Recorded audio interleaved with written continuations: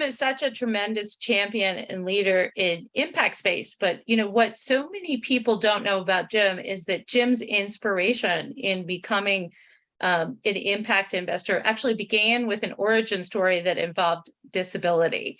And I want to get to that in a second, but I can't pass up the chance to tell you about what it was like to leave a law practice as a partner, to quit essentially on some kind of crazy, hairy dream of, becoming an investor and being a woman with domain expertise in the field of disability, but wanting to enter the venture capital space, where, Lori, as you know, less than 2% of deployed capital goes to women in VC, and less than 11% is invested in women fund managers in venture capital.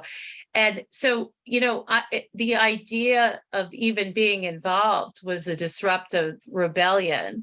The number of no's, I thought my first name was No for a while there.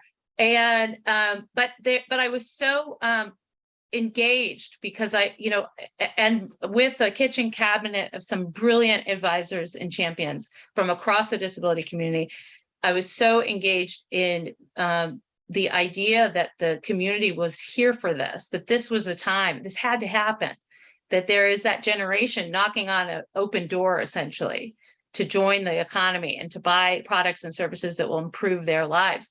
And but after a while, you just keep going and you're thinking, am I crazy?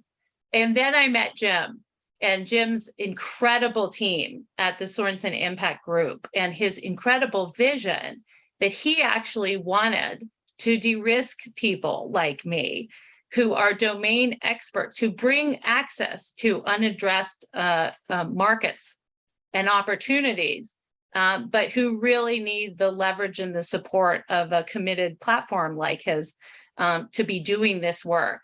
Jim's story is quite remarkable. In the year 2000, during the first bubble burst in Silicon Valley, he was working on a technology that was video compression technology, a precursor to FaceTime.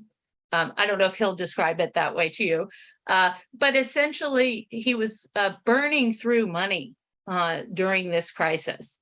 And he had a deaf brother-in-law who said to him, there's really something to that technology that would have profound impacts for millions of people who are deaf and hard of hearing, to be able for the first time to communicate by telephone with an ASL interpreter with a hearing person. And Jim made a hard pivot with his company and the technology, and ended up taking a considerable amount of market share in video relay service, which FCC at the time was reimbursing per connected minute. And he connected millions of deaf and hard of hearing people with communication for the first time. And as a result of that, which became one of the largest private equity deals in Utah history at the time, as a result of that company's success, people who had access to video relay service were 4 times more likely to be employed than people who are deaf and did not have access to video relay service. And I think that showed Jim that this does not need to be a trade-off. The idea of a profitable business enterprise, in that situation, it was private equity, that there was something that was causally connected between his revenue model and the number of minutes that people were actually communicating, that impact was tied to the success of that company.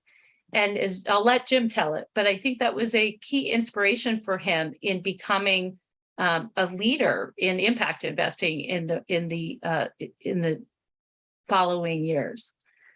When we met, there was a crucial and joint commitment that disability is an unaddressed part of the market and has a profound potential to drive both profit and purpose across the world and in the United States venture market.